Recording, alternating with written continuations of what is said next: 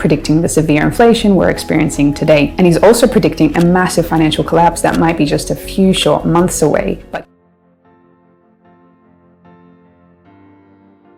his name is Michael Burry. He made a number of predictions regarding our financial world in the economy before, and these things have come to pass. And into this video, we are going to listen to Sorrel Amour Finance, and we are going to learn a little something once again that Michael Burry has made another prediction that many people are saying we need to pay attention to.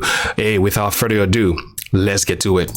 Starring Ryan Gosling and Steve Carell. Ever seen the movie The Big Short? Starring Ryan Gosling and Steve Carell. It covers the US housing bubble and 2008 financial collapse, a real event that wiped trillions from global markets and destroyed. I have not seen this movie. Maybe I should.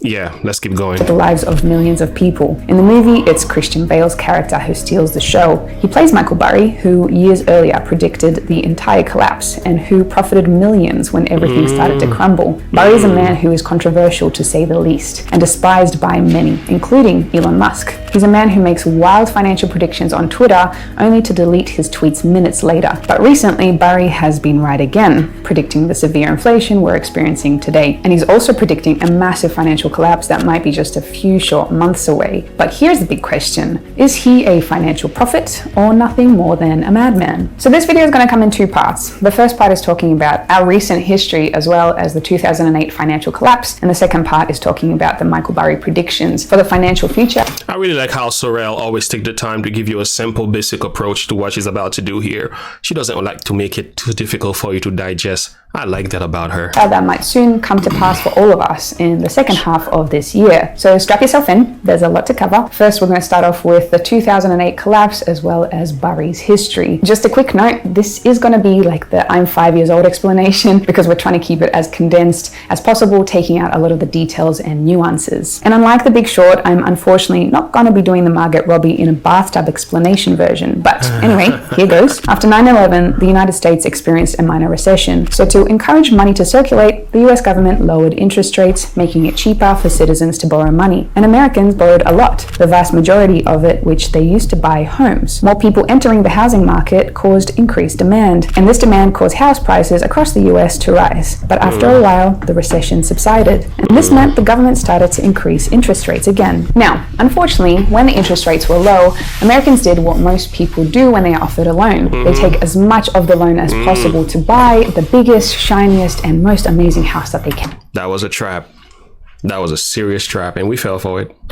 But this means that as soon as the interest rates went up, these people with these big houses were in a lot of trouble. As interest rates rose, people's monthly mortgage repayments went up, and soon many Americans were unable to pay back their loans. Thousands of people began defaulting their mortgages, which meant creditors began seizing homes which they intended to sell to a new buyer. But with so many people defaulting on loans, there was a flood of homes on the market. I wonder, was this part of the plan in the first place?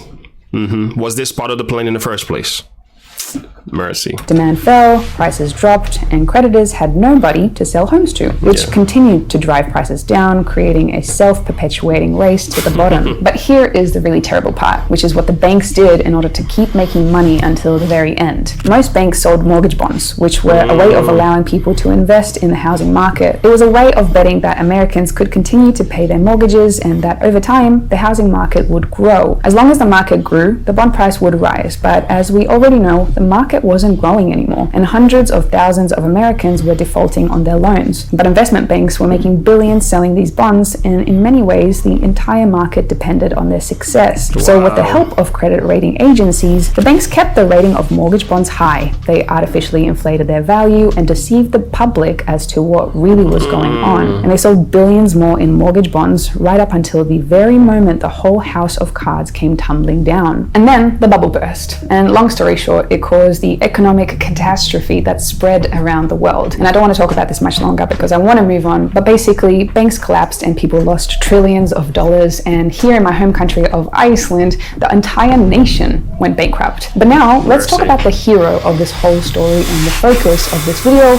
Dr. Michael Burry. Years before the 2008 housing collapse happened, Michael Burry predicted it. He was so confident the collapse was coming. He bet hundreds of millions of dollars against the housing bonds, which in financial terms is called a short. When the bonds failed and the market collapsed, Burry earned over $100 million and made $700 million more for his investors, and almost overnight became a legend in financial history. Now, look, as they say, even a broken clock is right twice a day, and Michael Burry's 2008 predictions could have completely been a fluke. The thing is, Michael has been making a lot of giant predictions about our financial future and the fact that we're on the verge of a giant financial collapse. And he's not saying that this is in 2 years' time or 1 year's time. He's saying that it's in the second half of 2022. I'm going to talk about this in a second, but first I just want to mention that we have the manual on sale right now until the end of this month, after which it will no longer... We certainly got to pay attention to Michael Burry's prediction for some reasons here. Again, doesn't necessarily mean he's a financial prophet, but I think having had this history, there's something to pay attention to.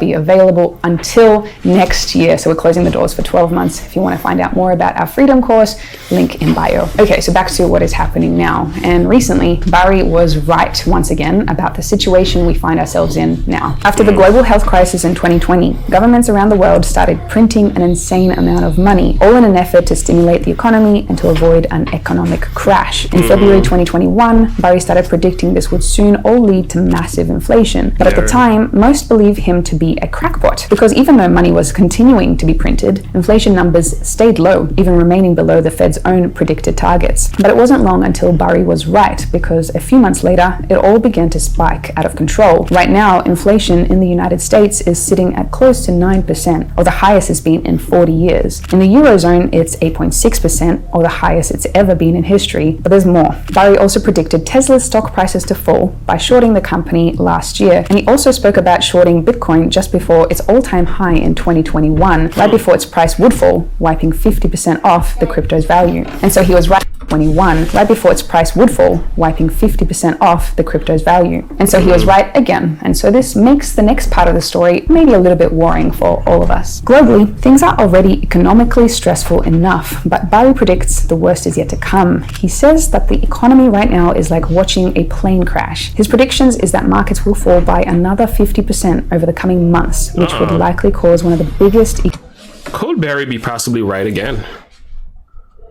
I would like to know, what standard does he use, financial standard or tools does he use to come up with these numbers?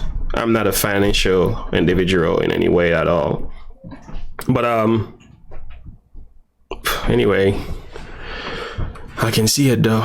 Economic crashes in history. So that is the scary part, but there is a lot more to consider. Mostly it revolves around the fact that Burry has been wrong in the past and not right. Like anyone making predictions, Burry doesn't have a flawless track record. There are many occasions where he's been wrong about certain stocks or bet he's made on parts of the market. And even though he's won previous bets on shorting Tesla stock, he's also lost some as well. And every time he does lose a bet, the media are quick to point it out, seeming to focus much more energy on his losses rather than his wins. Look, here is the thing. Just because someone was right once before doesn't mean that they're going to be right again. And also just because someone has been wrong in the past doesn't mean that they're going to be wrong again. And for me, it comes down to this. Making sure that we're paying attention to the signs that are happening around us, but also not buying into fear. Yes, the economy is in a bad state, but that doesn't mean you're powerless to do nothing. If you're worried about the future, now is a perfect time to get your financial house in order. If you've never made a budget, maybe start there. Cut up those credit cards or see if you can lower your monthly debt repayments. Remove any unnecessary expenses from your life and maybe start bolstering your emergency fund. If you have a home loan, try to renegotiate it to a better rate and put a special focus on paying down as many high interest loans as possible. Who knows what the future holds? Maybe in a few months, I'll be making a video about how great everything is and how we recovered from the economic turmoil that we're in. And hopefully that's the video I'll be making. Or maybe I'll be making a video about Michael Burry's predictions, that they were right. And maybe we'll start thinking of him as some financial wizard. But until then, you can just be alert, but not alarmed. I think stress and fear never help in any situations like this. And the best you can do is to prepare yourself, having a clear mind up front and making a plan for the situation in case it does happen. Even though sometimes it doesn't feel like it. Finances really are just a game and they are just a skill. So you can upgrade yourself in the skill level quite easily, actually, just by studying every day a tiny percentage to just get a little bit better. Firstly, yes, have your bases covered and have some sort of a stash behind you so you can feel more comfortable in the world. Secondly, run a tight ship, cull everything that is unnecessary. Probably take out money. This is good wisdom, guys. Really good wisdom. in the world. Secondly, run a tight ship, cull everything that is unnecessary. Probably take out money from very high volatile investments and make sure that you just invest in more steadier investments. And then the thing that I always focus on is looking for opportunities in the turmoil as well, because money can be made in these times as well if you look for the right opportunities. Educate yourself, continue networking, because your network is your net worth. Surrounding yourself with people that are just stressed and constantly in doom and gloom isn't going to help your situation and your mental state either. Once you cover off all of these bases, you're really just doing the best you can. And some things are out of your control, but at least you won't be so worried about the sensationalized news stories. My advice, stop worrying so much about the financial future of the planet and start focusing more on the financial you that you want to become. Just a reminder about the course that we have only available until the end of the month before the doors are closed for 12 months. We also have an epic newsletter of 65,000 people learning extra gems about the financial space. Link in bio. And if you found value out of this video, consider subscribing. Guys, this is really good stuff, man. Very educational, very balanced. And again, could Barry be possibly right this time again? We really hope that he is wrong. But it wouldn't shock me if he is right, because as I read my Bible, I see that there is a financial crisis coming again. James chapter 1, verses 1 to 5. I've quoted this before. Read the book of James chapter 5, verses 1 to 5. Revelation 13 speaks about it.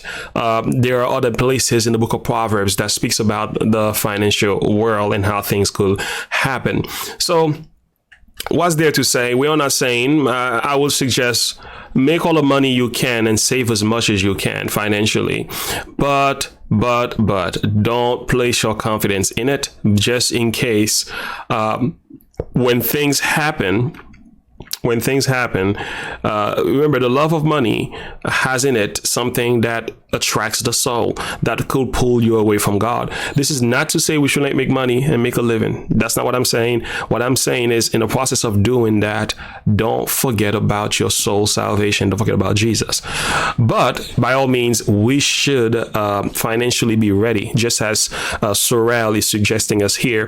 In the book of Wisdom, in Ecclesiastes 7:12, it says, "For wisdom is a defense, money is a defense." So we need to have the defense that comes with wisdom. Number one, we need to have the wisdom to use money as a defense as well, because there's so much you can do when you have money. Although it's not always about that, but having it won't hurt either. The excellency of knowledge is that wisdom giveth life to them that have it. So in other words, wisdom is more significant than money. And this is not to speak about money in an evil way. We make money, we work for money, but we do also have to realize money is not everything. But friends, we need to be ready. We need to stay ready. We need to make some proper investments. And just as she says here, there needs to be some education taking place. And I'm considering this. The link is below as well for you watching this video, so you can get the information you need. Sorrel is up to something good. I love her content. And this is something we need to watch out. Is there going to be another big financial crisis again, over 50% as what it happened in 2008? Hopefully this is not the case, but if it is, at least let's get ready.